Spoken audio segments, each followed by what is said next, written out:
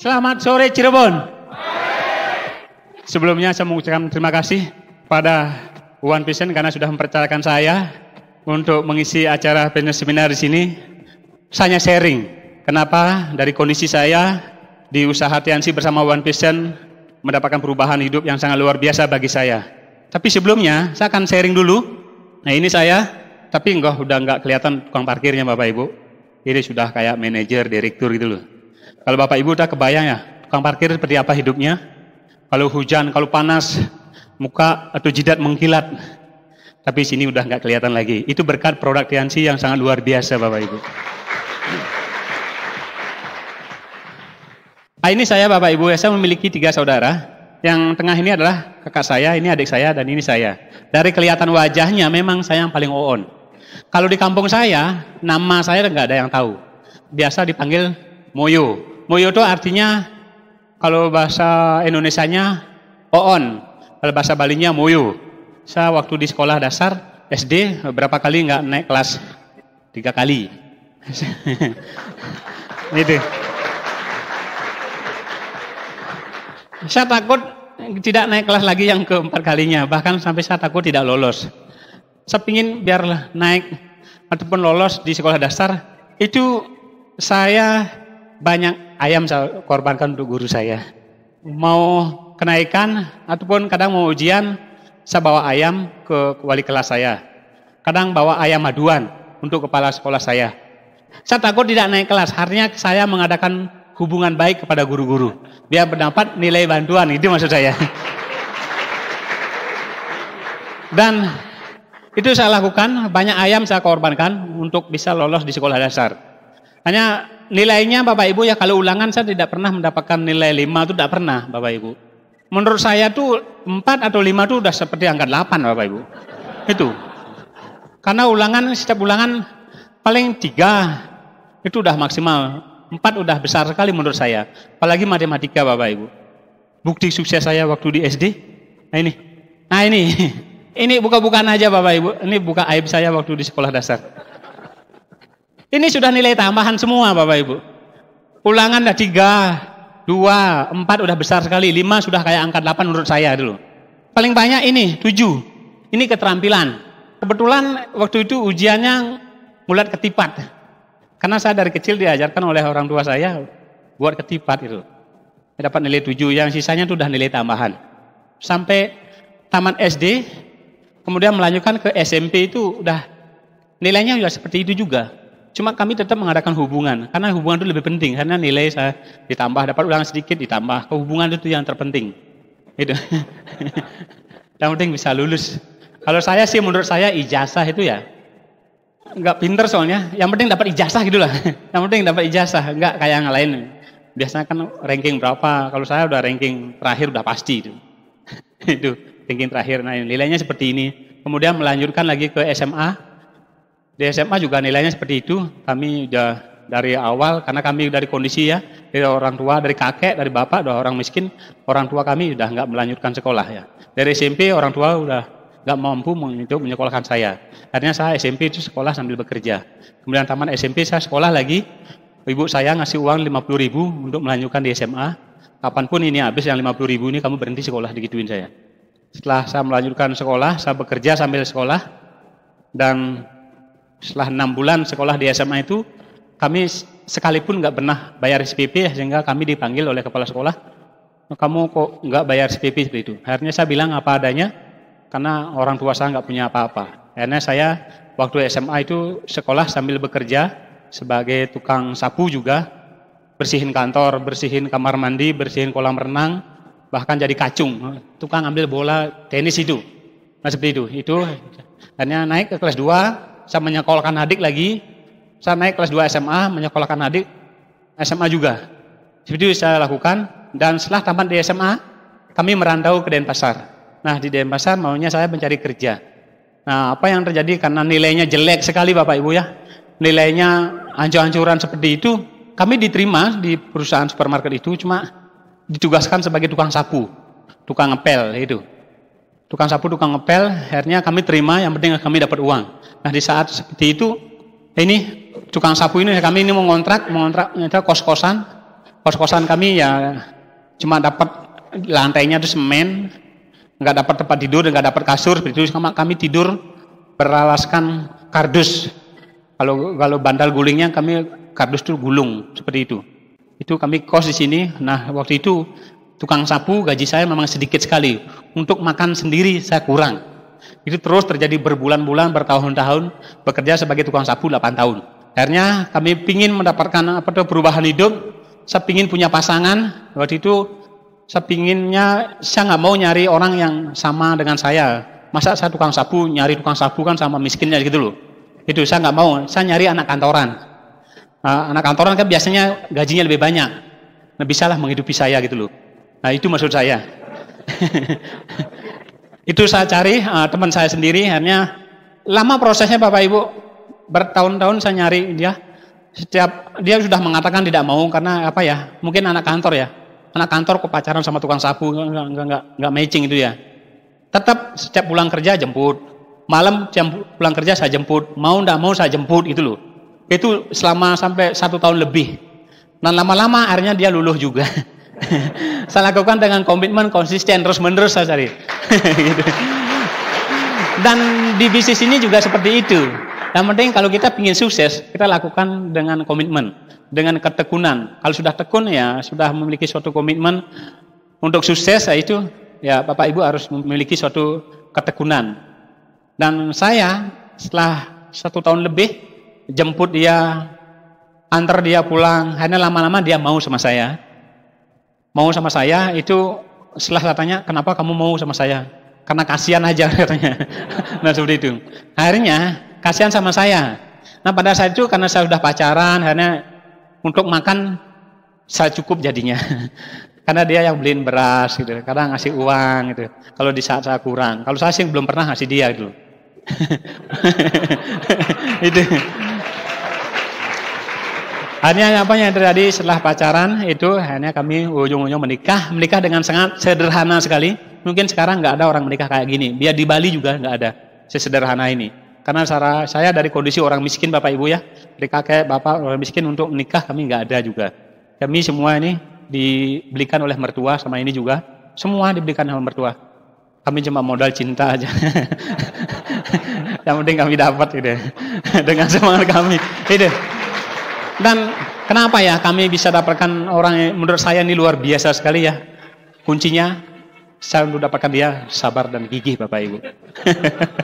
Saya lakukan terus, saya nggak pernah putus asa sampai dia bilang mau. Gitu. Di bisnis ini juga jaga Bapak Ibu, kalau pingin sukses Bapak Ibu ya, Bapak Ibu harus memiliki suatu komitmen yang kuat. Jangan sampai setengah-setengah, jangan sampai 50%, 90%, tapi harus 100%. Kalau pingin sukses.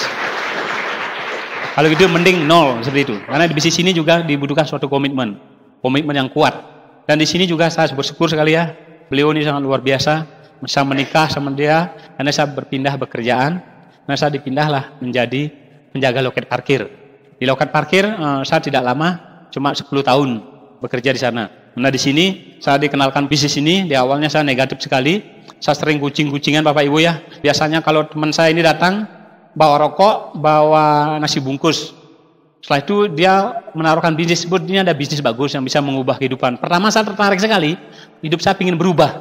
Tapi setelah dia jelaskan kok ada bulat. Ini kan multi level Pak ya? Iya.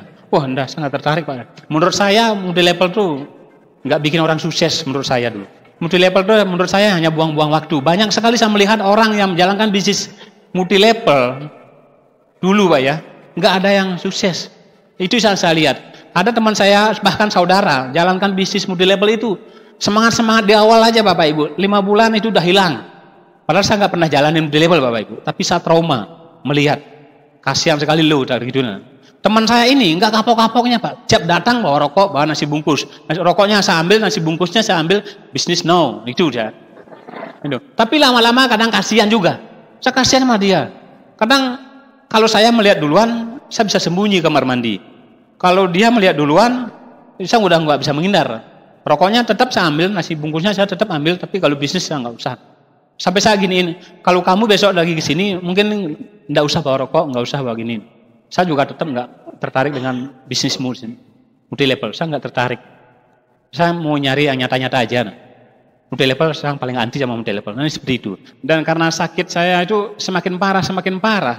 Artinya dengan terpaksa saya membeli produknya. Pada saat itu ya, karena kondisi saya sebagai jaga parkir mungkin uang saya sedikit ya, saya ditawarkan kalsium, citosan, double selulus. Karena sakit saya itu semakin parah, setiap hari semakin parah. Sejak ke belakang itu darah dulu keluar. Cek ke belakang pasti darah dulu keluar. Nah lama-lama saya takut, Pak. Kalau dibawa ke dokter lagi, itu dokter harus operasi. Saya disuruh operasi, dibikin pembuangan di samping. Nah itu menurut saya malu sekali saya. Ini bau nantinya. Akhirnya dengan terpaksa saya membeli produknya pada saat itu dengan menjual anting-anting sama kalung anak saya. Kalau memang uang itu saya nggak ada sama sekali. Itu saya nggak pernah membelikan emas ataupun kepada anak saya, itu yang dikasih oleh saudara saya di saat anak saya 3 bulanan. Akhirnya saya belum sempat membelikan, tapi karena sakit saya semakin parah, saya terpaksa menjual perhiasan anak saya semua dengan membeli produknya. Dan bersyukurnya sekali, saya setelah minum produknya itu dalam waktu 4 hari, ambien saya nggak pernah mengeluarkan darah lagi. Dan sampai detik ini ambien saya tidak pernah kambuh lagi. Berawal dari produknya. Nah pada saat itu, karena saya ceritakan terus tentang kesembuhan saya, gininya saya belum tertarik sama bisnisnya. Karena menurut saya tuh yang namanya bisnis tuh bagi saya awam sekali. Menurut saya yang namanya bisnis itu kan harus pintar bicara, harus punya teman banyak, harus punya modal. Saya awam dengan bisnis. Dan di sini saya cuma ceritakan tulus tentang kesembuhan saya. Akhirnya banyak orang yang tersembuhkan. Ada yang teman saya anaknya panas sering step. Setelah saya sarankan untuk pakai kalsium, pakai zinc, tahu-taunya anaknya semakin pintar dan tidak pernah panas lagi. Hanya mulut lewat mulut. Nah pada saat itu banyak sekali yang beli produk ke saya. Hanya saya cuma menunjuk tempatnya. Karena saya belum paham tentang bisnis ini. Akhirnya sambil saya bekerja, sambil saya jalankan usaha ini. Tapi belum pernah pertemuan sama sekali. Nah di sini, di loket parkir ini, di sini saya terus cerita. Saya bekerja sebagai jaga parkir sambil cerita tentang usaha ini. Tentang produknya. Belum bisnisnya. Kemudian Pak, ini ada teman saya mau beli lagi. Oh, pakai kartunya lagi. Terpaksa kartu saya pinjamkan ke teman yang lain. Ya, modal saya waktu itu cuma 600. Itu pun karena ambien saya. Dan karena ada tetangga saya lebih parah lagi ambiennya. Saya jual ke dia setengah. Maksudnya biar uang saya kembalilah setengah. Sembuh sudah saya. Terus setengah saya mau jual lagi biar kembali uangnya setengah.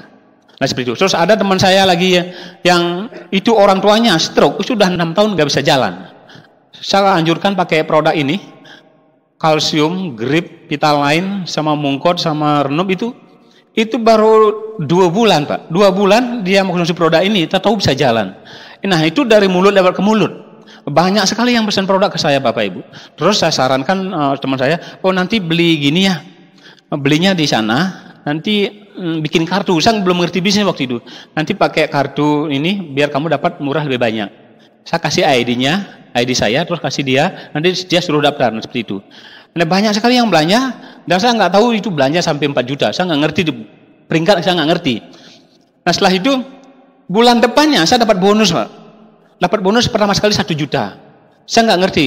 Teman saya bilang, ini bonusnya. Bonus apa Pak? Ini dah kamu cerita terus, dapat uang. Terus bulan depannya lagi, saya dapat bonus lagi 1,5 juta. Terus 3 bulannya lagi dapat bonus 1 juta. Saya mikir, saya nanya, Pak, kok terus dapat uang saya Pak? Dari mana caranya ini? Nah itu. Gimana caranya nih?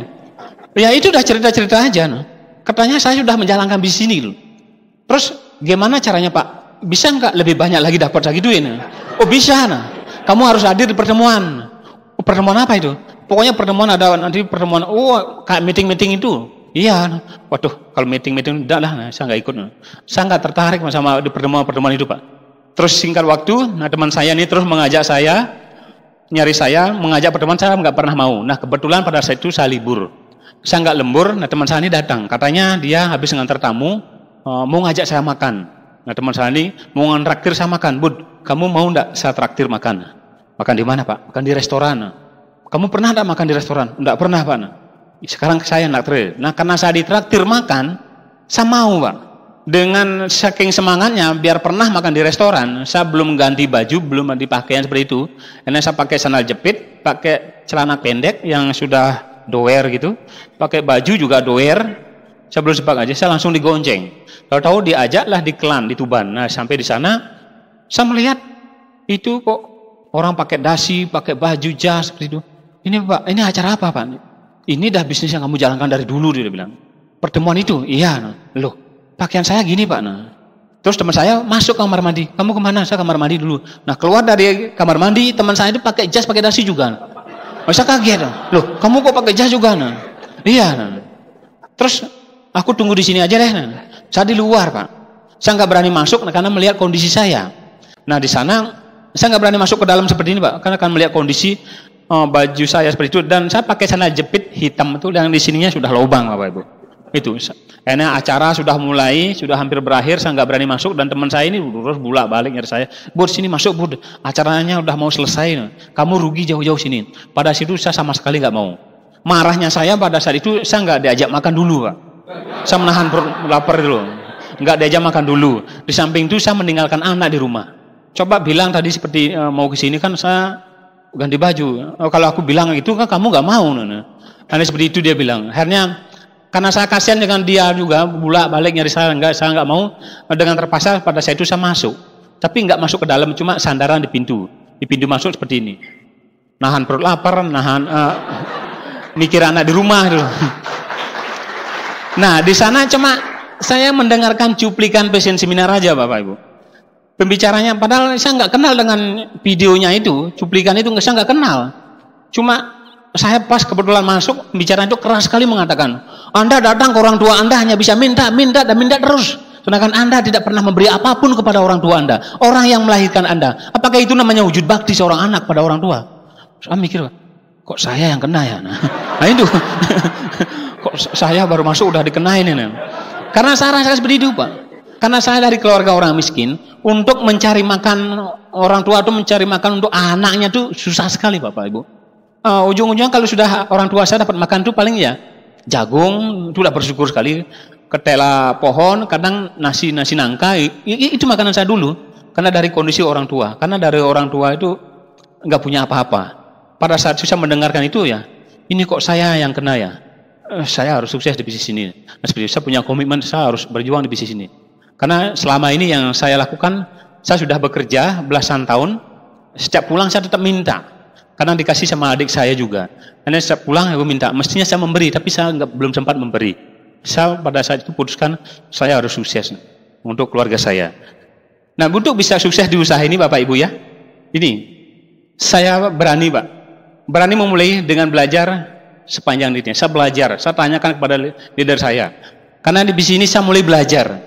Nah, melihat kondisi saya Bapak Ibu ya, dengan keterbatasan saya, makanya saya di sini harus berani memulai. Bapak Ibu juga kalau ingin suatu perubahan Bapak Ibu, tidak harus hebat dulu. Tapi Anda harus memulai agar nanti bisa hebat seperti itu. Karena saya di sini saya mulai belajar sepenuhnya di Tien bersama One Vision, dan saya banyak hal yang saya dapatkan perubahan hidup. Nah, di sini diantaranya adalah percaya diri. Percaya diri itu nggak ada, tentang pakaian itu nggak ada. Tapi di sini saya dapatkan kepercayaan diri. Saya berani bicara di depan orang banyak. Di awalnya saya tidak berani. Percaya diri itu saya dapatkan. Di samping itu yang kedua adalah cara berpakaian. Nah, dulu baju bagus nggak punya. Baju bagus itu pun dari keluarga, dari teman. Itu udah baik. Kalau beli dari uang sendiri nggak pernah, karena dari kondisi. Cara berpakaian saya juga dapatkan di sini.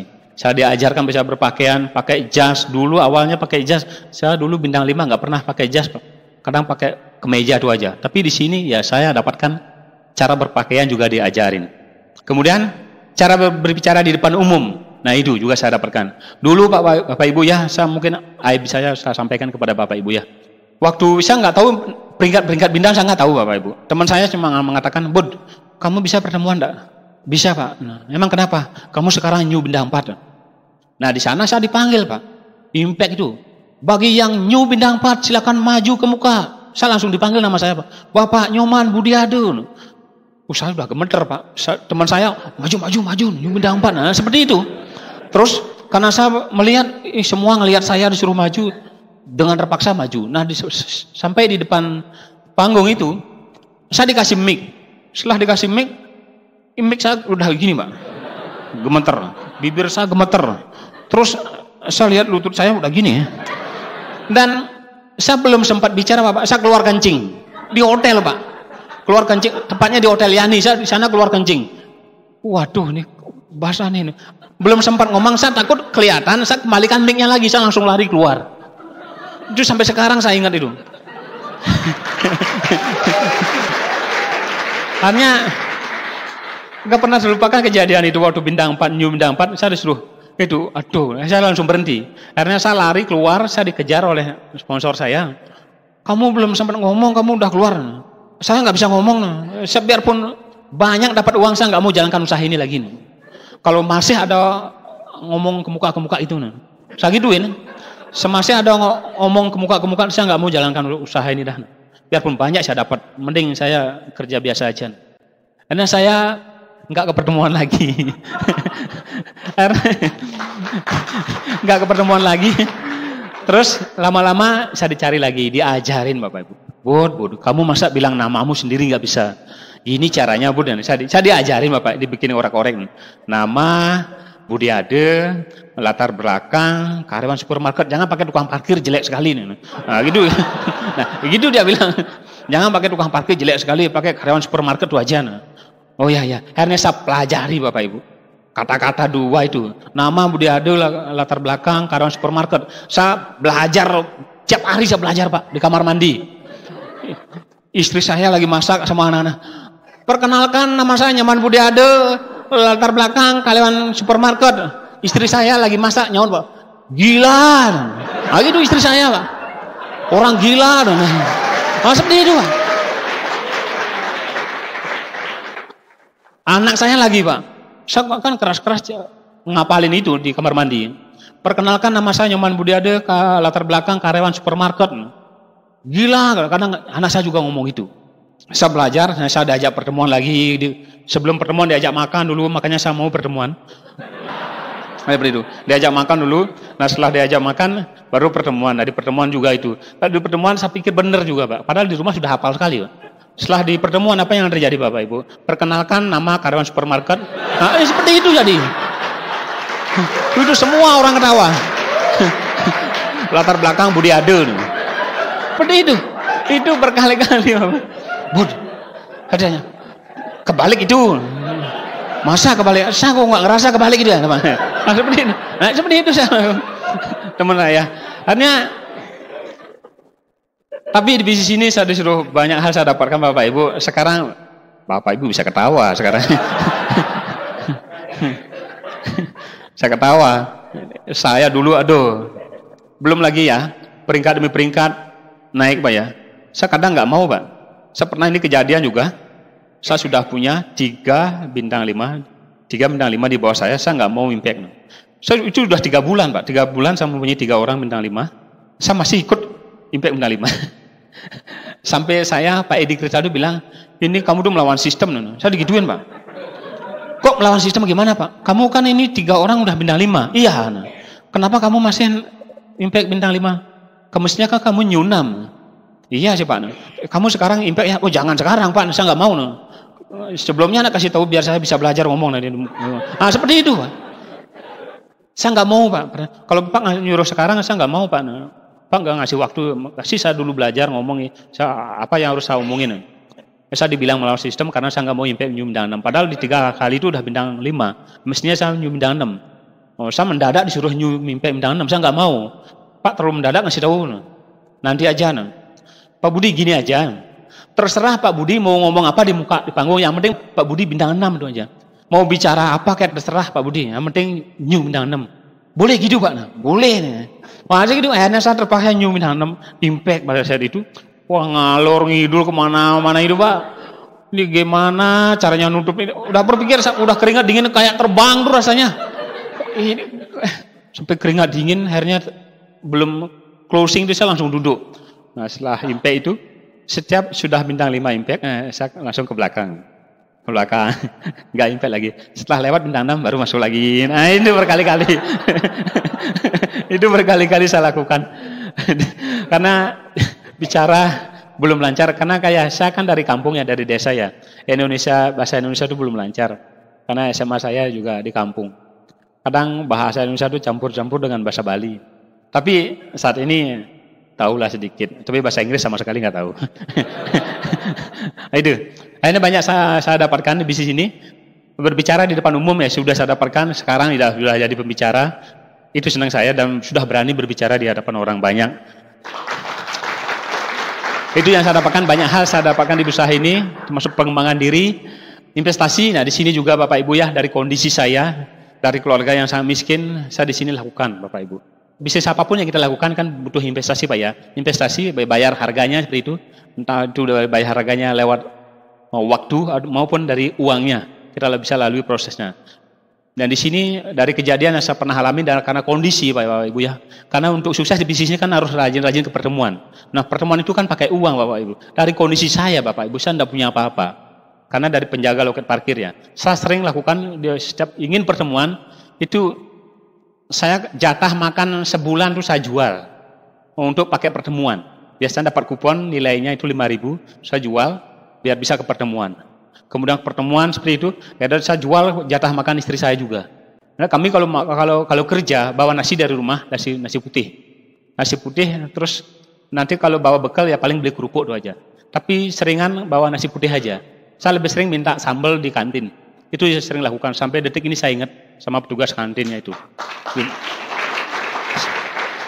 Karena terlalu sering saya minta sambal sama petugas kantin Bapak Ibu ya. Kadang saya sampai, Bu bisa minta sambalnya. Nah, ambil aja di cucian piring itu nih. Saya pernah digituin. Akhirnya pernah juga piringnya udah bersih, udah mau pulang nih. Seperti itu saya lakukan. Kadang istri saya juga jatah makan istri saya tak jual juga. Seperti itu saya lakukan. Kemudian juga untuk hadir di passion seminar. Sponsor saya mengundang promosi tentang pertemuan. Itu tiketnya waktu itu 50.000. Pak Budi, nanti ada passion seminar. Passion seminar itu bagus sekali acaranya. Nah. Kalau bisa Bapak Budi nanti undang teman-temannya. Nah, pada saat itu saya ikutin dia. Hanya saya mengundang teman-teman saya.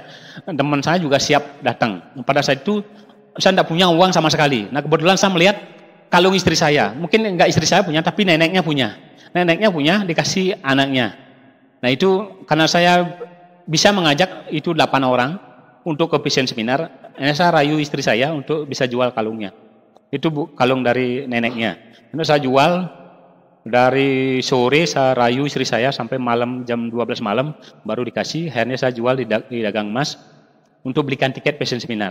Akhirnya saya jual kalung istri saya untuk belikan tiket passion seminar. Nah, setelah hari hanya di passion seminar udah mulai, saya tidak dapat libur. Pada saat itu saya bolos dan apa yang terjadi di dalam perjalanan itu saya juga nggak tahu kok dari mana datangnya kok bisa ada ular hijau yang melilit di tangan saya. Saya pikir itu daun kelapa.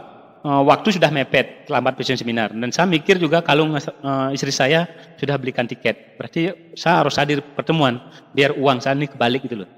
Akhirnya karena mepet, saya terpaksa ngebut dari Ubung menuju ke sentral parkir Kute. Di sana passion seminarnya. Nah, setelah perjalanan itu di tangan itu kayak hijau-hijau itu. Saya pikir waktu itu daun kelapa. Tahu setelah di lampu merah di toko Iman Bonjol itu saya berhenti, tahu ular hijau yang sudah melilit di tangan saya di sini sampai ke sini. Melilit, terus saya lihat tahu ular hijau. Dengan takutnya saya pingin gimana cara menjatuhkan ular hijau itu. Karena terpaksa saya naikin pelan-pelan langsung tak gini. Ya langsung ular itu jatuh dan dilindes. Pada saat itu tenaga saya sudah habis, saya langsung roboh. Dan pada saat itu juga banyak sekali yang orang melihat. Pak, kenapa ini kok pucat sekali? Nah, Pak mau pingsan ini? Nah. Enggak Pak, saya baru habis dililit ular, itu ularnya mati. Nah. Saya kaget sekali. Nah. Saya dikasih air Pak, air putih. Orang yang lewat itu mengatakan, kok bisa gini Pak? Nah, saya juga nggak tahu Pak, saya pikir itu daun kelapa atau kok ular ya. Biasanya kalau saya seperti ini alamat tidak bagus Pak.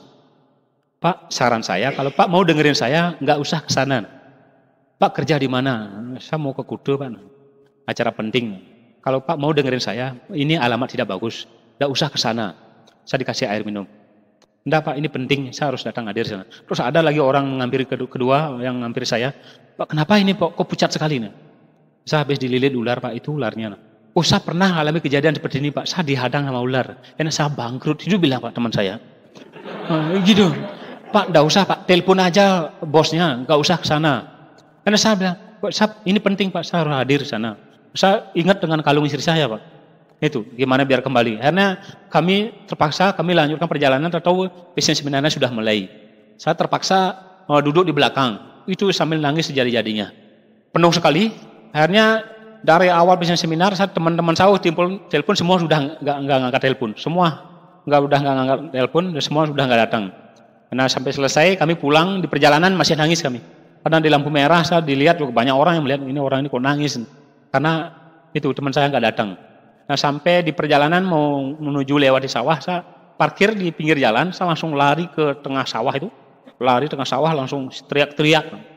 Ya Tuhan, saya mau sukses. Kok nggak ada orang yang gabung sama saya? Kok nggak ada orang yang mau ajak sukses di usaha ini? Sampai teriak seperti itu. Mungkin kalau orang lain mendengar saya dibilang gila pada saat itu. Kalau saya, ya Tuhan bantu saya ingin sukses. Kok nggak ada orang yang mau saya ajak sukses? Nah seperti itu sampai saya Bapak Ibu. Nah terus saya pulang, nah, sampai di rumah saya langsung tidur. Nah istri saya tanya, Pak gimana pertemuannya, bagus ya? Apa nggak dapat lihat pertemuannya? Nah, Pak terlambat datang. Loh tiketnya sudah dijual. Itu bilang istri saya. Gimana orang udah terlambat, teman-teman yang Pak undang itu semuanya nggak datang. Terus tiketnya masih ini. Terus istri saya bilang, lu besok kita makan apa? Lagi dia sampai marah-marah istri saya. Besok kita makan apa? Uang kalung sudah semua habis, cuma saya bawa tiket pulang. Saya langsung waktu itu jawab, ya nggak usah makan semuanya lah. Tak gituin istri saya. Saya nangis dan besok paginya anak saya 2 nangis minta makan. Saya nggak punya beras, nggak punya uang. Nah, pada saat itu ya kami gonceng anak saya, gonceng sama istri saya ke mertua lagi. Di sana saya minta makan, minta beras, minta uang. Ini pulang lagi. Dan besoknya lagi pertemuan itu. Saya nggak pernah putus asa. Pertemuan saya terus. Karena istri saya sudah nggak punya uang, pertemuan lagi. Saya digituin, dimarah-marah. Nah itu saya terus lakukan Bapak Ibu. Passion seminar berikutnya Bapak Ibu, apel saya lagi datang. Tiket passion seminar yang 8 itu masih Pak.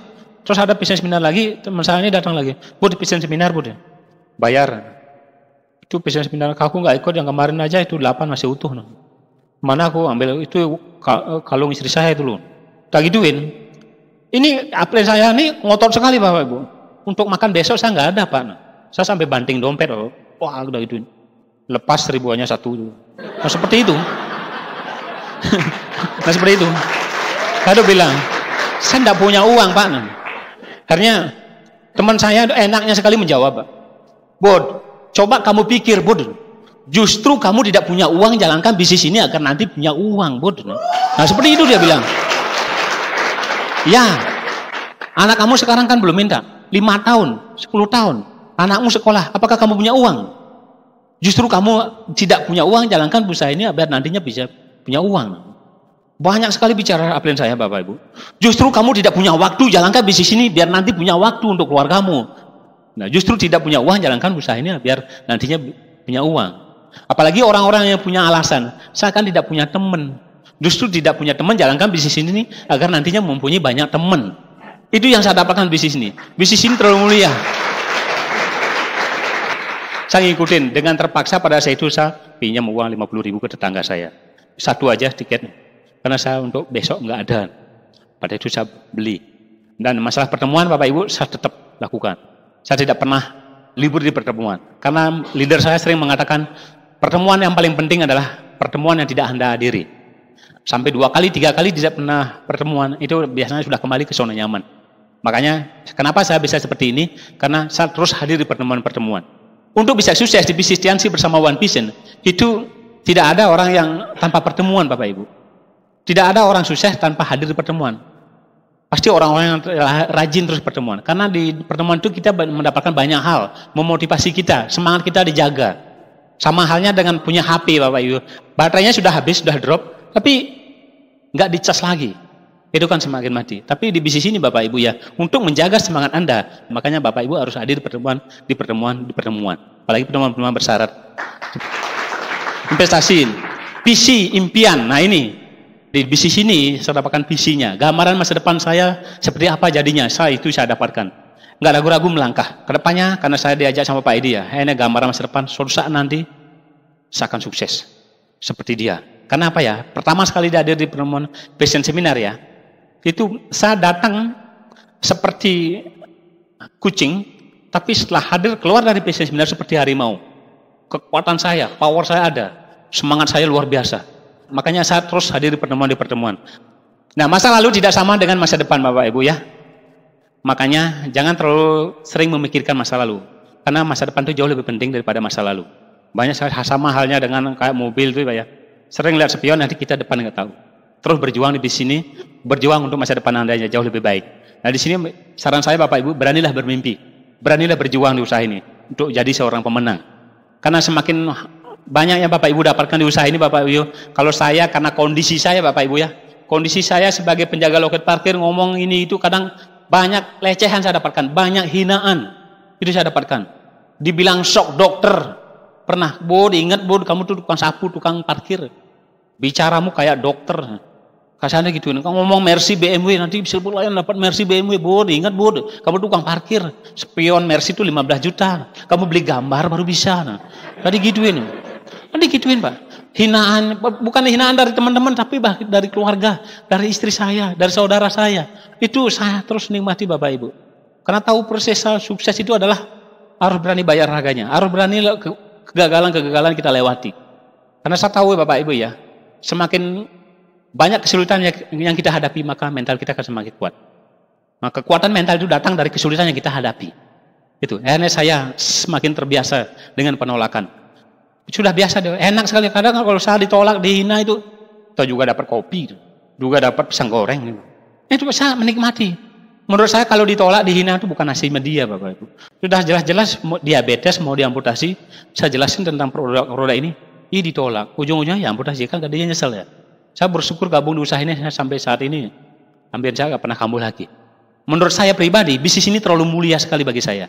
Terlalu mulia, membantu banyak orang untuk sehat, membantu banyak orang untuk sukses juga. Gitu. Karena apa ya? Kekuatan mental itu datang dari kesulitan yang kita hadapi. Semakin banyak penghinaan itu, makanya itu kita semakin kuat. Itu sama pakai kekuatan. Itu pakai saya bahan bakar untuk terus melangkah di bisnis ini. Nah, akhirnya bisa pensiun sebagai bintang 7 dulu Pak ya. Sambil bekerja, terus saya lalui bisnis ini sampai bintang 7. Bonus saya lumayan, akhirnya saya makanya pensiun. Ini pengalaman kerja saya. Bapak Ibu bisa lihat ya, biar enggak diadu katanya, tapi ini bukti sukses saya waktu di tukang parkir. Nah ini, anggota tim loket parkir. Ini pengalaman kerja saya Bapak Ibu.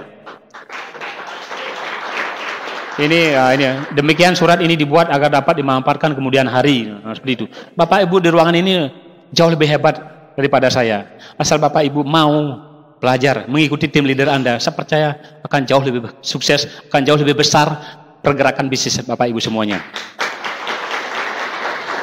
Karena di bisnis ini saya tahu sekali Bapak Ibu, Anda untuk memulai ini tidak perlu hebat, tetapi Anda harus memulai dulu biar menjadi lebih hebat lagi. Karena di bisnis ini tidak memikirkan latar belakang, apapun jabatan, ataupun kondisi latar belakang saat ini Bapak Ibu ya. Apapun kondisi saat ini, itu tidak penting. Yang penting Bapak Ibu mau, pasti bisa. Apapun latar belakang Anda, pasti bisa. Orang goblok tidak banyak mikir, terus melangkah. Orang pintar kebanyakan mikir, akibatnya tidak pernah melangkah. Ini Bobi Hadino mengatakan. Artinya, kalau menurut saya Bapak Ibu ya, bisnis ini saya goblok-goblokin aja Bapak Ibu. Semakin goblok, semakin sukses dulu. Itu yang saya rasakan. Karena apa ya, saya sering semakin banyak penolakan, sukses itu kan semakin dekat. Oh iya, tadi saya ditolak, berarti sukses saya semakin dekat. Itu gobloknya saya Bapak Ibu. Kok banyak sekali yang leader saya mengatakan semakin banyak ditolak, sukses itu semakin dekat. Saya yakini sekali itu Pak. Penting saya jelaskan dengan tulus apa yang saya tahu, masalah gabung atau enggak itu urusannya di atas. Itu saya pikir Pak. Makanya saya proses sebanyak-banyaknya. Apalagi orang pintar pasti jauh lebih cepat itu loh. Saya so-on ini bisa dulu. Apalagi Bapak, saya percaya, yakin sekali Cirebon orang-orang yang luar biasa. Artinya bisa jauh lebih cepat pergerakan bisnisnya. Orang goblok tidak banyak mikir. Yang penting terus melangkah. Orang pintar kebanyakan mikir, akibatnya tidak pernah melangkah. Itu memang betul sekali. Akhirnya saya berjuang terus, saya lalui prosesnya siang malam, padang istri saya sampai bisnis apa ini malam-malam. Ya istri saya negatif sekali. Tak olok-olok juga ada ajak Vision Seminar. Bu, ikut pertemuan ya, Bapak menikah. Oh ya, tak ajak Vision Seminar, bilang teman saya menikah. Dia mau datang. Mana pengantinnya mana? Belum datang, tar lu. Akhirnya ikutin aja. Akhirnya sampai ini kok terus nggak ada pengantinnya Pak. ini dah namanya bisnis seminar, inilah bisnis yang saya jalankan Bu. Oh kalau gini bagus, Pak Ibu setuju. Pada saat itu setuju Bu, tapi setelah keluar malam-malam lagi nggak setuju lagi gitu. Nah seperti itu, dia nggak tahu saya bekerja untuk siapa. Emang sering Pak proses saya lalui Pak ya. Kadang anak-anak saya kan masih kecil Pak ya. Ditinggal, kadang ini dipegang kaki saya kedua dipegang. Sampai nangis-nangis anak, Pak jangan keluar, diam di rumah. Kalau asa tungguin anak saya, apa nanti kalau sudah besar Pak bisa dikasih kerikil kan enggak ya. Makanya paling saya tinggal nangis anak saya paling cuma 15 menit, setelah itu udah. Makanya saya jalankan bisnis untuk anak saya, keluarga saya. Ini saya tinggalkan sementara. Akhirnya saya berjuang ini waktu itu di puncak di Bedugul jam 3 pagi. Saya masih ngumpul-ngumpul seperti ini. Kami menikmati sekali Pak berjuang di bisnis ini karena saya melihat semangat grup itu semangat sekali dan saya antara siang dan malam udah nggak peduli lagi. Akhirnya juga kok saya nggak pernah sakit tapi produk tetap. Tapi karena saking semangatnya itu bablas semuanya. Perjuangan saya ya ini waktu di Banyuwangi di dekat Pura itu saya ngumpulin juga orang-orang Banyuwangi dan kami cek kesehatan di sana. Ini waktu itu jam 1 karena dia mau menunggu saya. Jam 1 malam. Nah ini yang ngumpul sama istri saya juga. Ini waktu di Kintamani kami lakukan sampai malam-malam seperti ini. Itu kami lakukan. Bahkan kami berjuang juga sampai ke Jakarta. Grup kami banyak di Jakarta. Ada dokter juga, ada general manager Adidas, ada direktur pabrik sepatu Nike juga. Beliau sembuh karena istrinya kena stroke. Itu ada dokter juga diabetes sembuh juga. Ini untuk mengembangkan ke Jakarta, sering itu hampir tiap 2 minggu sekali kami ke Jakarta untuk mengembangkan usaha ini. Karena tim kami di sana banyak sekali di Jakarta. Untuk sukses di bisnis ini sekali lagi Bapak Ibu, tidak harus hebat untuk memulai. Tetapi Anda harus memulai agar menjadi hebat. Itu aja kuncinya. Jangan melihat kondisi Bapak Ibu saat ini. Itu. Ya ini, apa yang diraih leader Anda itulah cerminan masa depan Anda. Nah itulah cerminan masa depan Anda. Karena waktu itu saya melihat Pak Edi Krisanto Bapak Ibu ya. Waktu di pertemuan saya melihat dia. Ini kok seorang direktur, udah posisi direktur sekolahnya di Australia, kok mau-maunya jalankan bisnis ini. Sedangkan waktu itu saya melihat saya sudah tukang parkir, sudah miskin, sombong lagi. Nah seperti itu. Saya melihat Bapak, pertama sekali pertemuan Bapak Ibu ya. Ini kok ada polisi, ada dokter, ada manajer. Yang lebih mencengangkan lagi menurut saya itu direktur Pak. Direktur hotel berbintang Pak. Ini kok mau-maunya ya jalankan bisnis ini. Padahal sekolahnya luar negeri. Ini pasti bagus. Saya pikir dulu ini bisnis ngolok-ngolok seperti itu. Tidak mungkinlah sehebat dia diolok-olok lah. Ini pasti bagus. Seorang direktur aja mau menjalankan. Waktu itu ukuran saya polisi lagi. Lihat polisi kok biasanya orang polisi itu nangkep seperti ini loh. Yang ngolok-ngolok seperti ini. Tapi polisi kok jalankan bisnis ini juga. Nah. Menurut ukuran saya sebagai penjaga parkir, saya udah miskin, sombong, tukang parkir, kenapa nggak mau? Makanya saya pada saya itu ini jalan saya harus sukses. Polisi aja jalankan. Direktur Pak Edi Krisanto Bapak Ibu, beliau tuh lebih yakin daripada saya Bapak Ibu. Pak Budi pasti bisa Pak Budi ini. Yang penting terus Pak Budi. Itu saya melihat. Dulu waktu saya bekerja, manajer saya, jangan manajer, supervisor saya Bapak Ibu, itu menghina-hina saya Bapak Ibu. Saya kalau pagi ketemu, pagi Pak nggak dihiraukan. Tapi di bisnis ini Bapak Ibu, saya sering dipeluk, dijabat tanganin oleh Pak Edi Krisanto. Itu direktur. Beliau yang memapah dan membimbing saya. Lebih yakin kepada saya. Pak Budi, kalau Pak Budi terus jalankan bisnis ini, saya percaya dan yakin sekali apa yang saya dapatkan, Pak Budi pasti dapatkan. Nah seperti itu. Pada suatu saat sebagai penjaga loket parkir itu pimpinan kerja saya nggak pernah ngiraukan saya, nggak pernah ngasih jabat tangan di siapapun dia lain-lain Bapak Ibu. Tapi di bisnis ini Pak Edi Krisanto saya sering meluk saya, jabat tangan. Ini orang direktur loh, mau jabat tangan. Ini saya udah bangga sekali, senang sekali. Karena beliau lebih percaya, lebih yakin sekali saya bisa sukses. Makanya saya berjuang. Saya yakin itu. Dia percaya, kenapa saya tidak? Memang saya tidak kenal dia, saya nggak tahu dia. Memang saya tukang parkir. Tapi dia lebih percaya sama saya juga harus percaya. Saya akan buktikan, Pak Edi, saya juga pasti bisa. Apapun yang Pak dapatkan, saya juga pasti dapatkan. Saya buktikan kepada dia, saya katakan pada beliau. Nah ini setelah itu saya pensiun, New Bintang 8 bisa beli mobil ini, tadi saya bilang ya. Ini dulu nggak ada mobil niaga, saya beli, atau New Bintang 8, beli mobil Xenia. Ini waktu saat itu saya belum bisa nyetir sama sekali.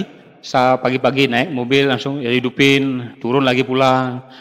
Besoknya lagi tak hidupin, karena nggak bisa nyetir. Hidupin aja, lagi pulang. Kadang terpegang-pegang puter-puter aja setirnya, tapi diem dong. Nah, seperti itu. Karena sampai tetangga mengatakan, Pak Budi, kok nggak pernah dibawa mobilnya? Nah?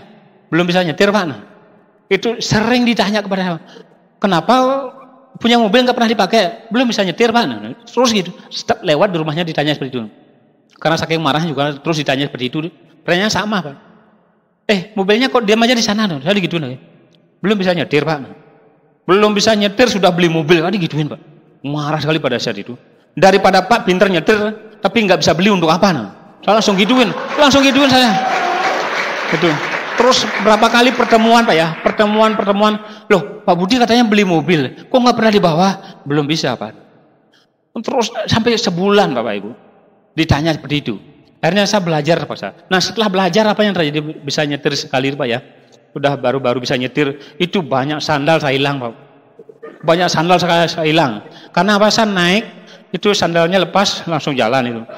Bisa turun, loh, sandal saya mana ya? Waduh, ketinggalan. Itu banyak, Pak. Sejak pergi pasti sandal saya ketinggalan.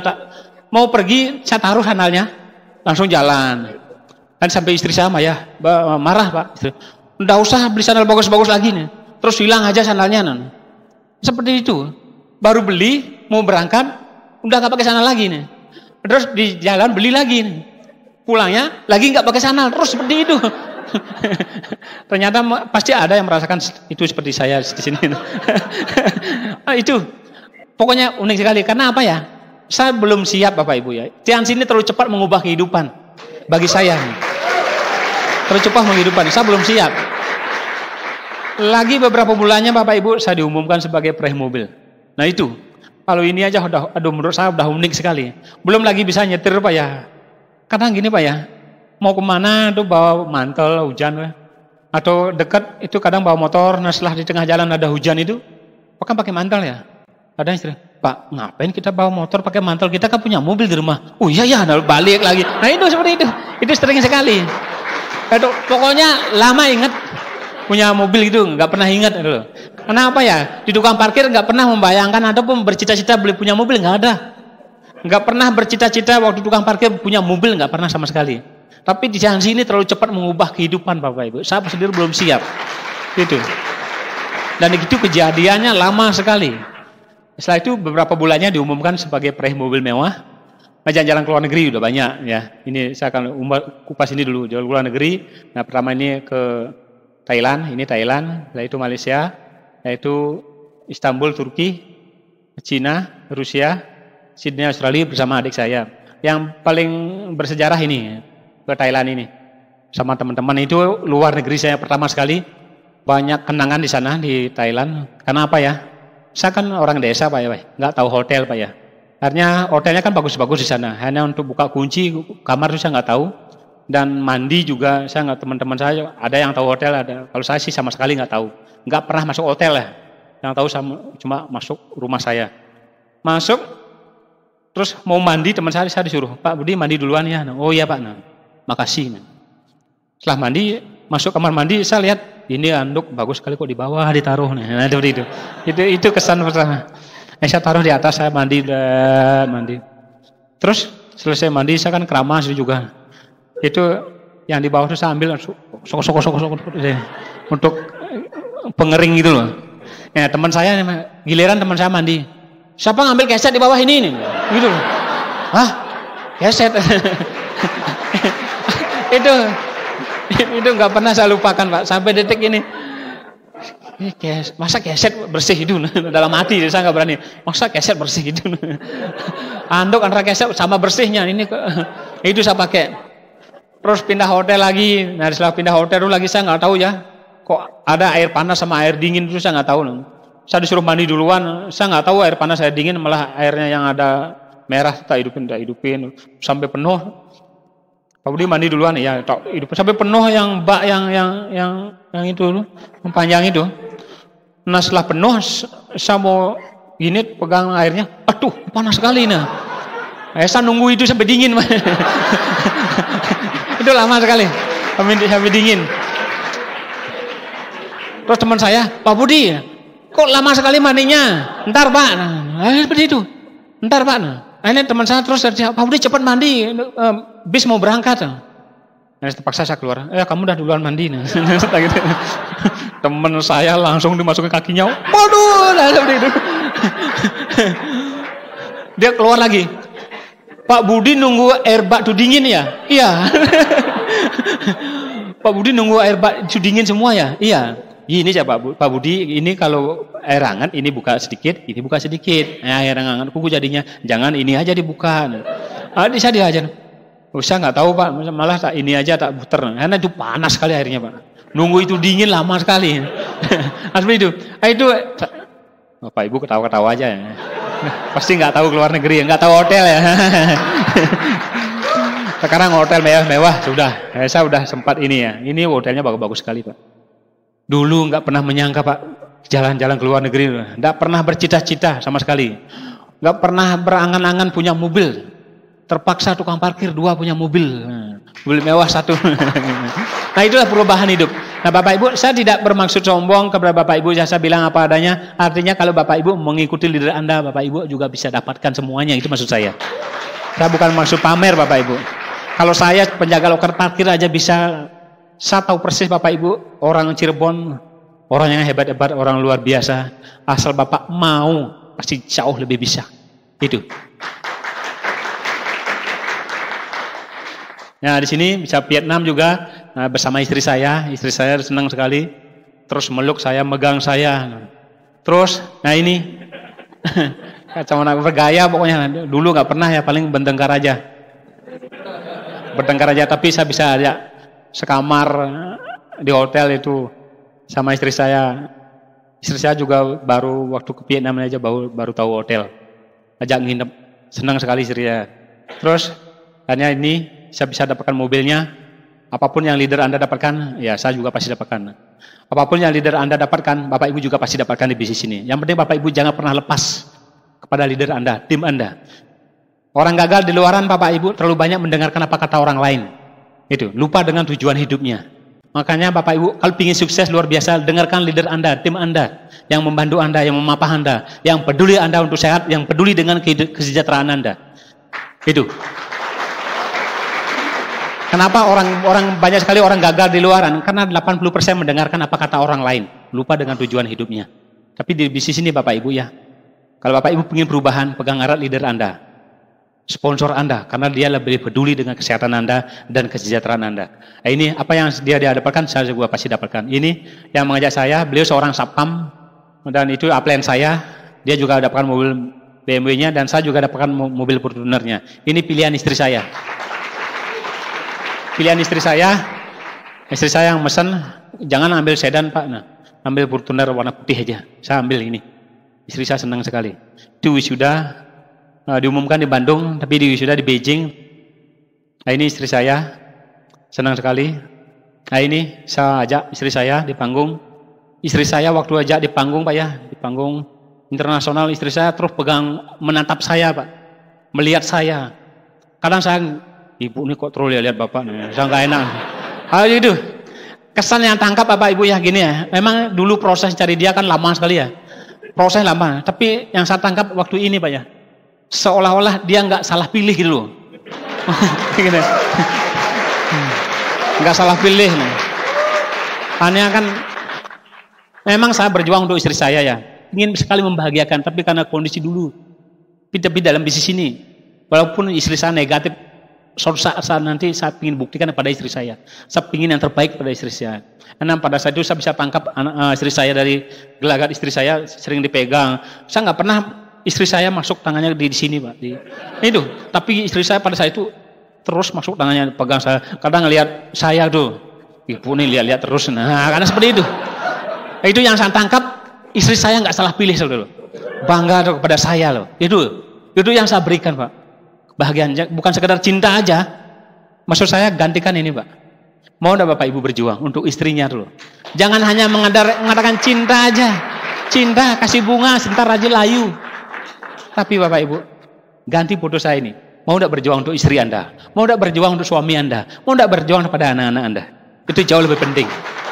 Mungkin bisnis ini bukan untuk Anda, tapi jauh lebih penting untuk orang-orang yang Anda cintai. Ini saya senang sekali juga waktu sebagai New God Lion. Dan saya juga senang sekali langsung diumumkan sebagai perahiat itu luar biasa bagi saya. Hanya kehidupan saya betul-betul berubah. Dulu yang tidak punya apa-apa sama sekali, sekarang sudah saya bisa membahagiakan anak saya bisa memuliakan anak saya, dan bisa istri saya senang sekali sama saya.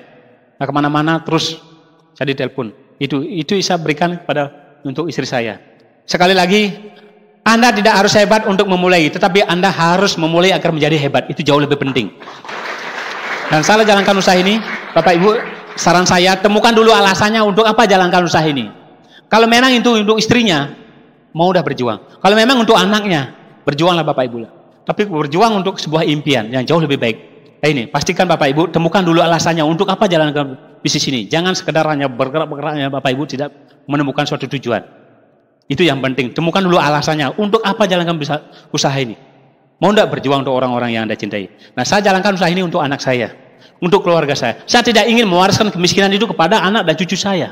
Karena saya tahu persis miskin sudah jaminan penderitaan. Karena saya tahu persis saya pernah dihina, saya pernah diejek, saya pernah diusir di kampung saya. Saya nggak pernah dianggap. Nama saya sendiri nggak ada yang tahu. Saya cuma dikatakan moyo, orang oon, orang paling goblok di desa saya. Miskin itu menurut saya jaminan penderitaan Bapak Ibu. Saya di kampung saya memang nggak dianggap. Saya berjuang di usaha ini untuk anak saya, untuk istri saya ini. Saya dulu pernah memang nggak bisa menyekolahkan anak saya Bapak Ibu. Waktu itu kelas 4 SD, sekolah dasar. Anak saya ini terus minta les Bapak Ibu. Saya nggak kasih. Minta les saya nggak kasih anak saya Pak. Dulu Bapak pernah sekolah nggak les, lulus juga. Nah. Tapi anak saya terus tiap anak saya les itu teman-temannya terus datang. Tiap teman-temannya les datang nyari anak saya. Karena anak saya yang minta ke saya, Pak, teman-teman Sinta semuanya les. Kenapa Sinta nggak les? Kalau ulangan teman-teman Sinta semua dapat nilai bagus. Ini ulangan Sinta cuma segini dapat karena Sinta sendiri nggak les. Itu anak saya memelas minta les Pak. Pada saat itu saya temukan Pak, punya prinsip suatu saya harus sukses. Sebelum saat anak saya tamat SD saya harus bintang 8 apapun yang terjadi. Seperti itu saya berjuang. Saya bekerja keras untuk anak saya. Biarpun di awal anak saya nangis. Saya ingin memberikan yang terbaik untuk anak saya. Saya tahu persis anak itu memang titipan Tuhan. Saya jalankan usaha ini untuk keluarga saya. Saya nggak tahu dengan Bapak Ibu mau berjuang untuk anak-anaknya.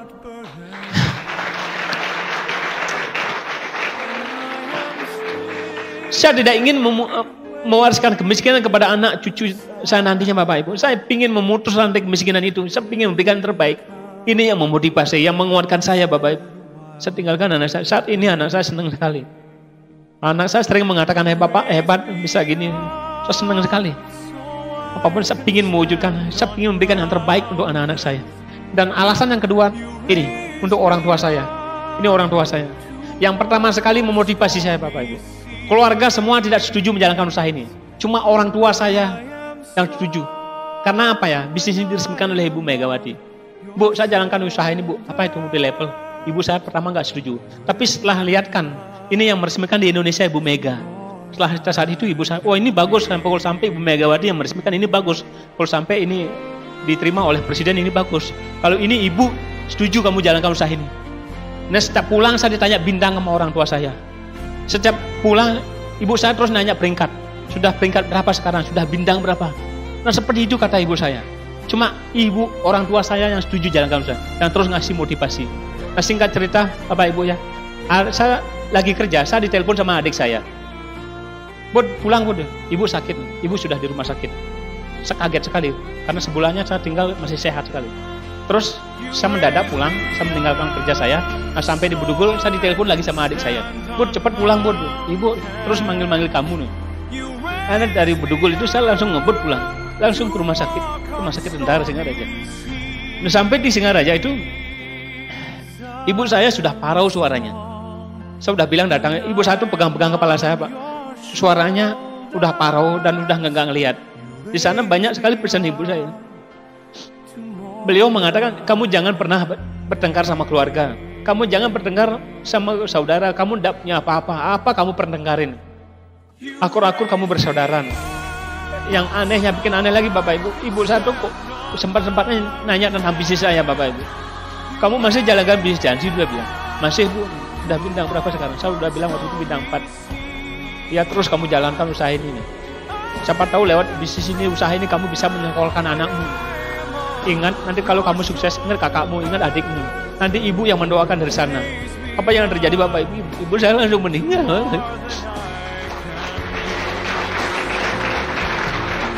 Saya jalankan usaha ini untuk orang tua.